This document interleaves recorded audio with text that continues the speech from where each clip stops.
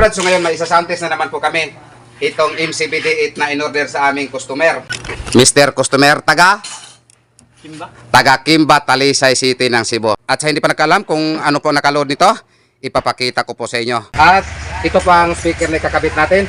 Itong box na to. So yan, Joson ang brand, 450 watts. Kapag ito nga speaker mga brad, ang ikakabit sa MCB, kailangan po to tanggalin itong grill. Dahil ito po ang magbabibrate kapag tumunog.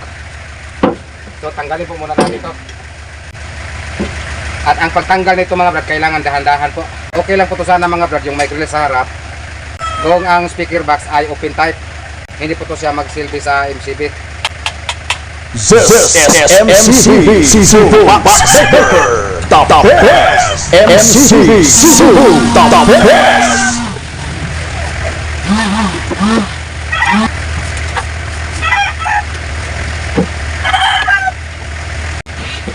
Ayan, tanggal na.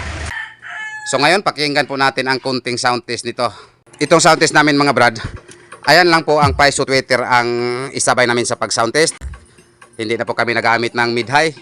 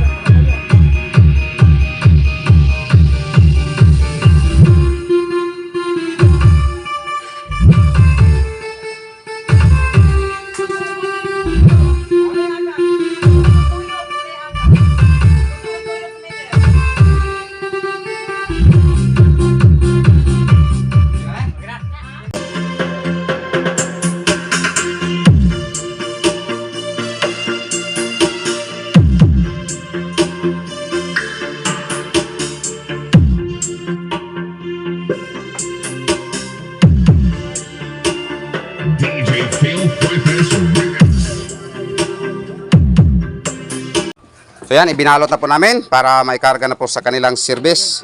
At sa iyo po Mr. Customer, maraming salamat sa pasobrang bayad. So yan, may pasobra na naman pong bayad.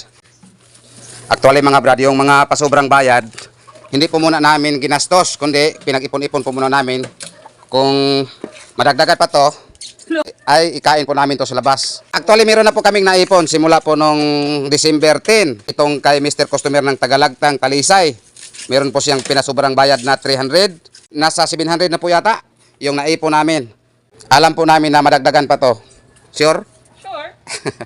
Meron na po kaming naipon na 700. Dahil kay kang Mr. Customer na Tagalagtang 300.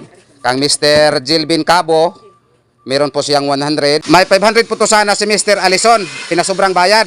Dahil 5 po kami dito, so pinaghati-hati po namin. Tag 100 po kami. Yung sa akin, meron pa. Yung saya, pildi na. Andun sa bunggog. Kung hindi po kasya, ako na po ang magdagdag. Pero alam ko po na madagdagan pa to. Taga Kimba, Talisay. Salamat, salamat.